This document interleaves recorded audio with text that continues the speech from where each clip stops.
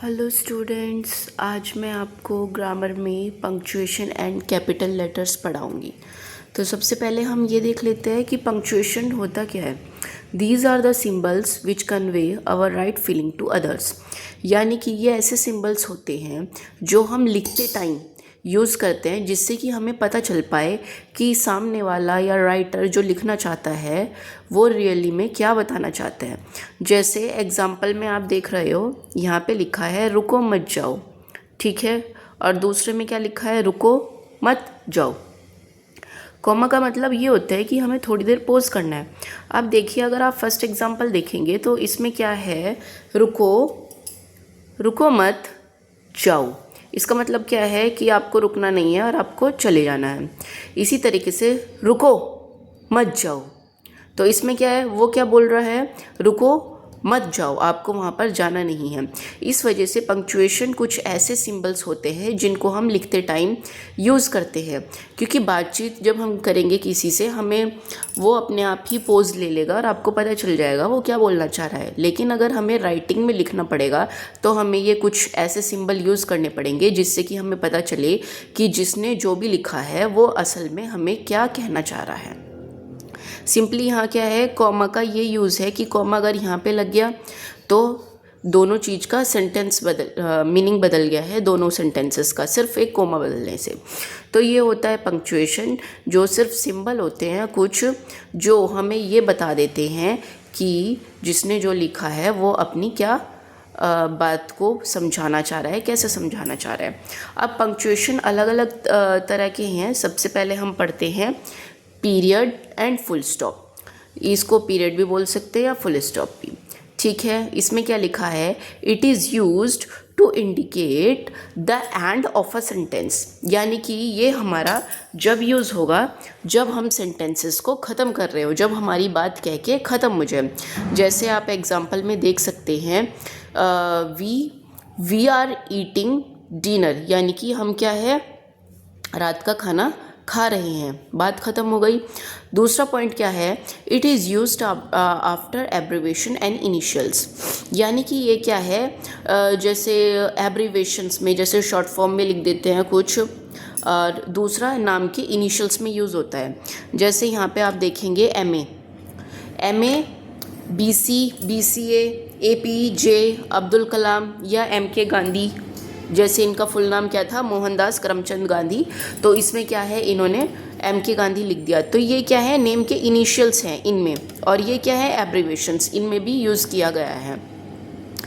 Note में क्या है, आई कंप्लीटेड माई MA। अब ये क्या, इस सेंटेंस में क्या है नोट में, कि अगर एब्रीवेशन आपका लास्ट में आ रहा है, जैसे यहाँ पे आ रहा है, तो आप क्या है, दो बार इसको यूज़ नहीं करेंगे कि एक बार तो हमने एब्रीवेशन का यूज़ कर लिया और दूसरा हमने सेंटेंस को एंड करने के लिए 2 फुल स्टॉप लगा दिए। सिंपली क्या होगा, सिर्फ एक फुल स्टॉप आएगा आपका, आई कंप्लीटेड माई MA, इसलिए फर्स्ट सेंटेंस सही है, दूसरा क्या है, गलत है, ठीक है।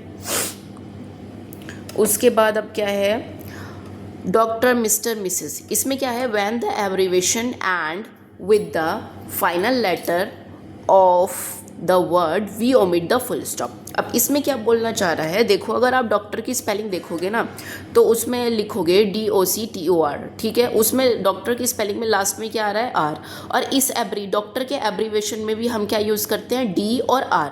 यानी कि डॉक्टर की स्पेलिंग में भी लास्ट वर्ड R आ रहा है, और डॉक्टर के एब्रीवेशन में भी हम लास्ट में R यूज़ कर रहे हैं। तो ये बोल रहा है कुछ ऐसे एब्रीवेशंस, ठीक है, जो अपनी स्पेलिंग के फाइनल लेटर से एंड होते हैं, उनमें हम फुल स्टॉप नहीं लगाते।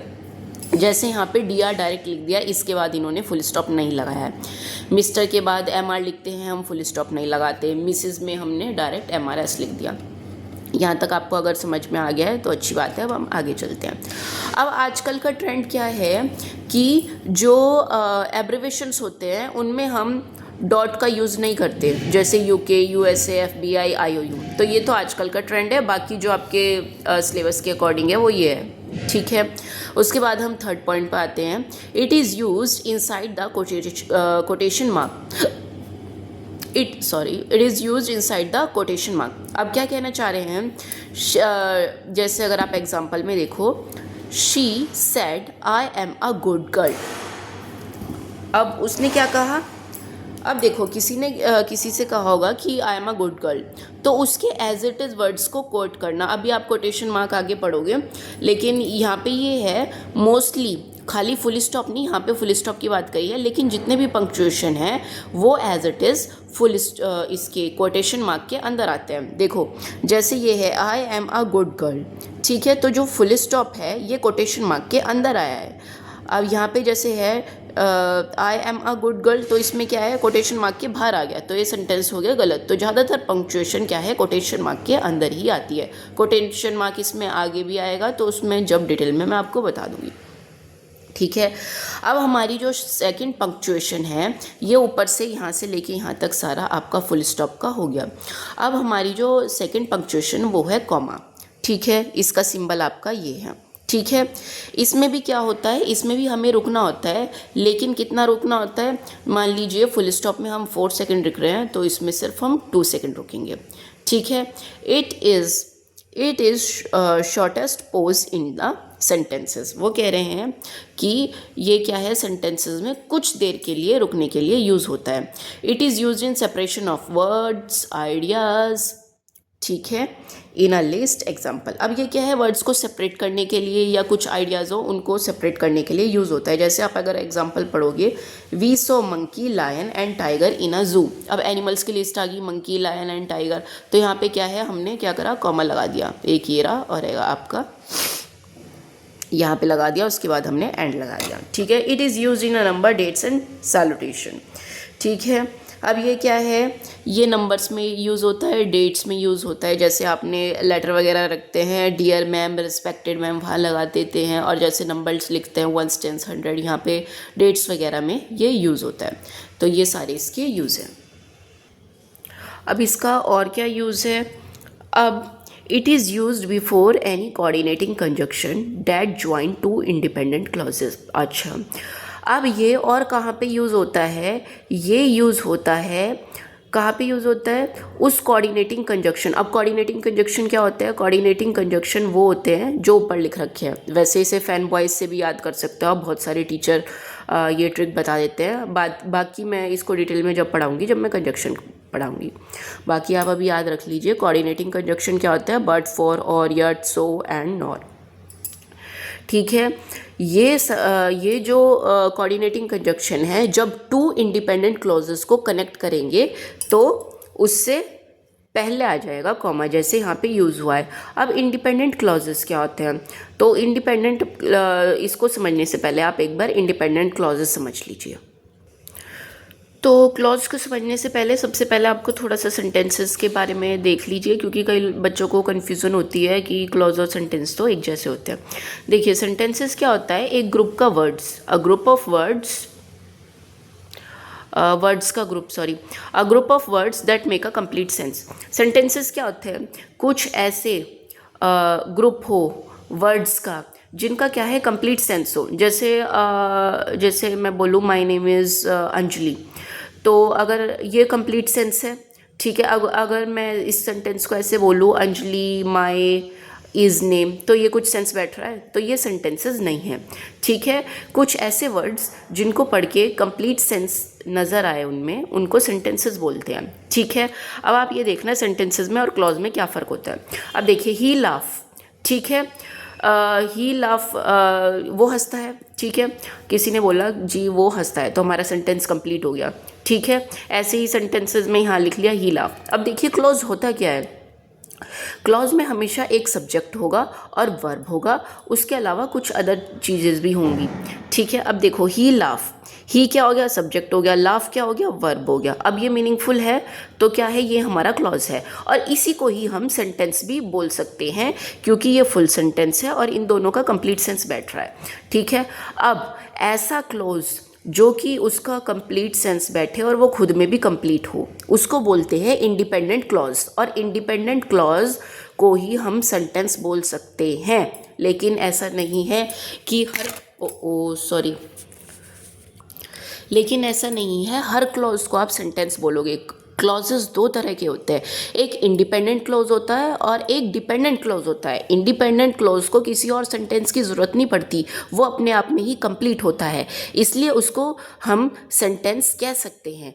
लेकिन जो डिपेंडेंट क्लॉज होता है वो इनकम्प्लीट होता है, उसे अपनी बात को कहने के लिए एक और सेंटेंस की ज़रूरत पड़ती है। तो जो डिपेंडेंट क्लॉज है, ठीक है, इंडिपेंडेंट क्लॉज को अपनी बात को करेक्ट कर देती हूँ अगर पीछे मैंने हो गया हो थोड़ा सा। तो जो इंडिपेंडेंट क्लॉज है उसको हम कई बार सेंटेंसेस कह सकते हैं, लेकिन जो डिपेंडेंट क्लॉज होगा उसकी बात अपने आप में पूरी नहीं होगी, उसको एक और सेंटेंस की ज़रूरत पड़ेगी, तो उस डिपेंडेंट क्लॉज को हम सेंटेंस नहीं बोलेंगे। तो ये डिफरेंस है क्लॉज और सेंटेंस में। इंडिपेंडेंट क्लॉज को हम कई बार सेंटेंस बोल सकते हैं क्योंकि वो कंप्लीट होता है, उसका अपने आप में एक कंप्लीट सेंस होता है। जैसे आफ्टर वी हैड लंच, ठीक है, लंच करने के बाद।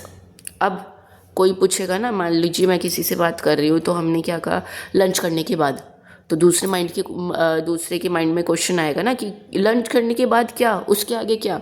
तो देखिए आफ्टर वी हैड लंच, अब देखिए इसमें सब्जेक्ट भी है वर्ब भी है, ठीक है, तो ये क्लॉज तो हो गया, लेकिन क्या ये अपने आप में पूरा है, तो इसको बोलेंगे इंडिपेंडेंट क्लॉज। अब क्योंकि इंडिपेंडेंट नहीं, डिपेंडेंट क्लॉज, क्योंकि ये अपने आप में पूरा नहीं है, ठीक है, इसको डिपेंडेंट क्लॉज बोलेंगे, इसलिए इसको हम सेंटेंस नहीं बोल सकते हैं। समझ में आया? इसमें भी एक सब्जेक्ट है और एक क्या है, वर्ब, और अदर कंपोनेंट्स है आफ्टर लंच, ठीक है, समझ में आ गया यहाँ तक। ऊपर वाला है इंडिपेंडेंट क्लॉज, नीचे वाला है आपका डिपेंडेंट क्लॉज, जिसको हम सेंटेंस नहीं बोल सकते हैं। समझ में आ गया आपको सेंटेंस और क्लॉज के बीच का डिफरेंस। अब आइए हम अपने पुराने वाले टॉपिक पंक्चुएशन पे चलते हैं। अब देखिए, अगर दो इंडिपेंडेंट क्लॉजेस कोऑर्डिनेटिंग कंजक्शन से जुड़े हैं तो ये कॉमा कोऑर्डिनेटिंग कंजक्शन से पहले आ जाएगा। अब देखो, आपको खुद पढ़ के समझ में आ जाएगा कि इंडिपेंडेंट क्लॉजेस हैं या dependent clauses. Ram is driving the car, Ram car चला रहा है, ठीक है। अब मैं अगर बोलूँ किसी को, हाँ मैं कार चला रही हूँ, तो आगे से कुछ क्वेश्चन तो पुटअप होके नहीं आएगा ना कि हाँ भाई इसने अपनी बात इनकम्प्लीट करी है, बात कंप्लीट करनी चाहिए थी। सिंपल इसमें बता रहा है कि राम कार चला रहा है और श्याम क्या कर रहा है, बाइक, ठीक है। तो दोनों क्या हो गए, इंडिपेंडेंट क्लॉजेस हो गए। इंडिपेंडेंट क्लॉजेस को कोऑर्डिनेटिंग कंजक्शन से जोड़ रखा है, तो ये क्या है, कॉमा उससे पहले आ जाएगा। यहाँ तक आपको क्लियर हो गया? अच्छा, और क्या चीज़ है इसके बारे में? Fifth point, it is used after a dependent clause that start a sentence. अब ये क्या है, डिपेंडेंट क्लॉज के बाद यूज़ होगा उस डिपेंडेंट क्लॉज के जिससे कि सेंटेंस स्टार्ट हुआ है। जैसे व्हेन आई वेंट रनिंग, ठीक है, जब मैं रनिंग पर जा रही थी, ठीक है। अब ये सेंटेंस इनकम्प्लीट है ना, लग रहा है ना कि जब मैं रनिंग पर जा रही थी तो उसके बाद क्या हुआ, ये तो बताओ, ठीक है ना। तो ये क्या है, क्लॉज तो है, क्योंकि इसमें एक सब्जेक्ट भी है और एक क्या है, वर्ब भी है। लेकिन ये क्या है, डिपेंडेंट क्लॉज है, क्योंकि ये इनकम्प्लीट है अपने आप में।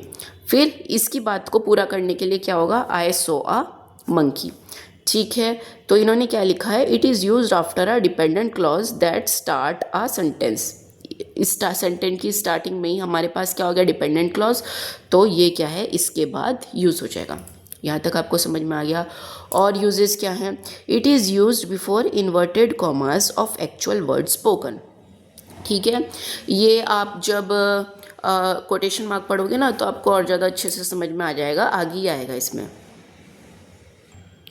तो ये क्या है, ही टोल्ड, जैसे कोटेशन मार्क है ना, आप अब ये समझ लीजिए, जो कोटेशन मार्क है ये अगर जो कोई हमें बात कहता है ना उसकी बात को एज इट इज़ रखना।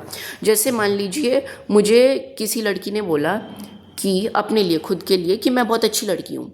फिर मैं अपनी मम्मी के पास गई या अपने किसी फ्रेंड के पास गई, तो मैंने कहा कि शीना ने मुझसे कहा कि मैं बहुत अच्छी लड़की हूँ। तो उसने मुझसे क्या कहा था, मैं बहुत अच्छी लड़की हूँ, और उसकी बात को एज इट इज़ मैंने अपनी मम्मी को या अपने फ्रेंड को बता दिया। तो उस चीज़ को क्या है, हम कोटेशन मार्क में क्लोज कर देते हैं, ठीक है, इसके अंदर लिख देते हैं। तो ये कॉमा क्या है, कोटेशन मार्क से पहले आ जाएगा। समझ में आ गया आपको यहाँ तक? अब हमारा थर्ड जो पंक्चुएशन है वो है इंटेरोगेशन मार्क और क्वेश्चन मार्क, ठीक है। ये आपका सिंबल होता है इसका। ठीक है, इसको हमेशा हम जब किसी से भी क्वेश्चन पूछते हैं तो उसके लास्ट में लगा देते हैं, ये है सिंबल। ठीक है, do you see the movie yesterday, क्या तुमने कल मूवी देखी? तो यहाँ पे क्वेश्चन पूछ रहा है, इसलिए हमने क्या करा, यहाँ पे क्वेश्चन मार्क लगा दिया। अब एक चीज़ का हमेशा ध्यान रखना, ये आपको थोड़ा देखना पड़ेगा, अगर when a question is being reported, when a question is being reported, जब किसी का पूछा हुआ क्वेश्चन हम किसी और को बता रहे हैं तो वहाँ पे क्या है, फुल स्टॉप आएगा, आपका क्वेश्चन मार्क नहीं आएगा।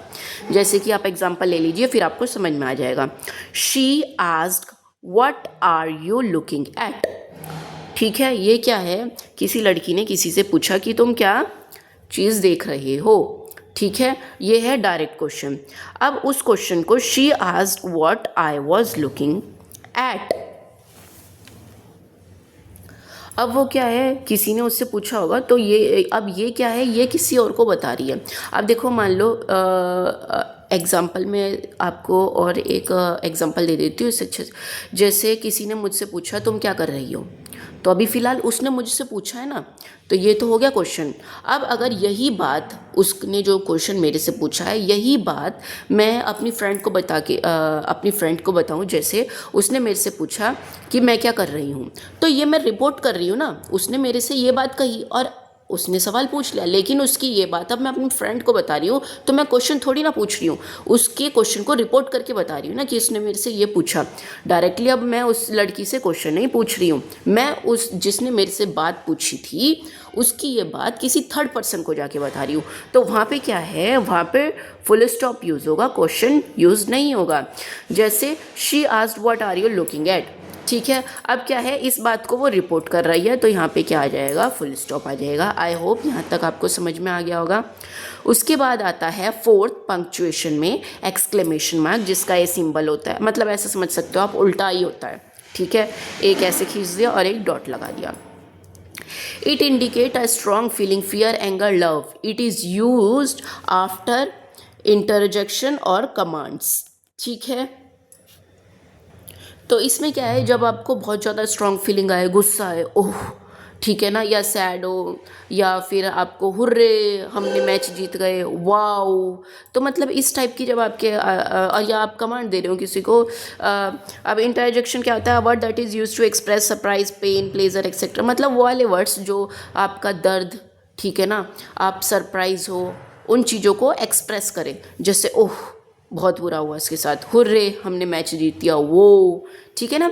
तो इन सब वर्ड्स के बाद ये इंटरजेक्शन यूज़ होता है। जैसे hurray we have won the match, हम जीत गए। What a complete waste of, अब देखो नॉर्मली बच्चे पता क्या करते हैं, कीवर्ड आ गया तो ये तो क्वेश्चन मार्क है, यहाँ पे तो लास्ट में क्वेश्चन मार्क आएगा, तो आप पढ़ के भी तो देखिए ना, what a complete waste of my time. अब देखिए, जब आप किसी मूवी को देखने जाते हैं, किसी उसमें किसी थिएटर वगैरह में आप मूवी वगैरह देखने जाते हैं, तो वहाँ पे अगर वो मूवी बेकार लगी हुई है तो सब नहीं कहते बड़ा वेस्ट ऑफ टाइम हो गया हमारा तो देख के, टाइम पास, ये वो। तो ये क्या है, ये उस टाइप का है, what a complete waste of my time, कि मूवी बेकार लगी तो भाई टाइम वेस्ट हो गया हमारा। तो ये चीज़ें हैं, ज़रूरी नहीं है कि व्हाट आ गया तो क्वेश्चन मार्क लगेगा। तो यहाँ पे क्या है, वो थोड़ा अपना डिससेटिस्फैक्शन दिखा रहा है, तो इस वजह से क्या होगा, यहाँ पे क्या लग जाएगा, एक्सक्लेमेशन मार्क। ठीक है, अब फिफ्थ पंक्चुएशन आती है आपकी सेमीकोलन। ये क्या है, ऊपर डॉट लग जाता है और नीचे लग जाता है comma. It is use to join two independent clauses.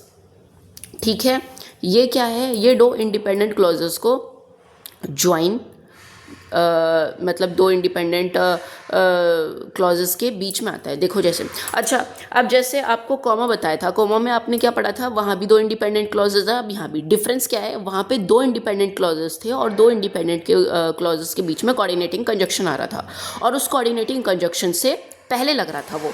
यहाँ पे क्या है, सेमीकोलन वहाँ पे यूज़ होगा जहाँ पे सिर्फ आपके दो इंडिपेंडेंट क्लॉजेज होंगे और बीच में कोऑर्डिनेटिंग कंजक्शन नहीं होगा। तो ये डिफरेंस है कॉमा और सेमीकोलन वाले में। ठीक है, Lakshman is a badminton player. ठीक है, अब अगर यहाँ पे कोऑर्डिनेटिंग कंजक्शन नहीं है, जिसमें क्या है, हम कॉमा यूज़ करते हैं। He also plays a cricket well. अब देखो दोनों इंडिपेंडेंट क्लॉजेज हैं, यहाँ से लेके यहाँ तक एक इंडिपेंडेंट क्लॉजेज, और he also play cricket well यहाँ पे। ठीक है, कुछ भी अधूरी बात नहीं लग रही है दोनों सेंटेंसेस को पढ़ के, तो इनके बीच में सेमीकोलन आ जाएगा। ठीक है, समझ में आ गया। सेमीकोलन के बाद आता है एक कॉलन। ठीक है, कॉलन क्या होता है, दोनों ऊपर नीचे दो फुल स्टॉप लगा दिए। ठीक है, ये इनकी सिंबल है, सिंबल भी देख लेना। It is used after as follow. अब देखो ये कहाँ पे यूज़ होता है, जैसे आप इसमें एनवायरनमेंट एजुकेशन सब्जेक्ट होगा या कोई साइंस के सब्जेक्ट होंगे, उसमें क्या कहते हैं, व्हाट आर द फैक्टर्स या causes responsible for, what are the factor और कॉजेज रिस्पॉन्सिबल फॉर दिस। तो ये सब चीज़ें क्या हैं, फिर आप कहते हैं the factor responsible for this are as follows. तो उन एज फॉलोज के आगे ये आ जाता है। It is used before a list, या किसी चीज़ की लिस्ट या सीरीज़ दे रखी हो, जैसे this box contain the following items. अब ये बता रहा है इस बॉक्स के अंदर कौन कौन से फॉलोइंग आइटम्स हैं, मेडिसिन वगैरह ये वो एक्सेट्रा। ठीक है ना, तो इसके आगे आप लिख सकते हैं।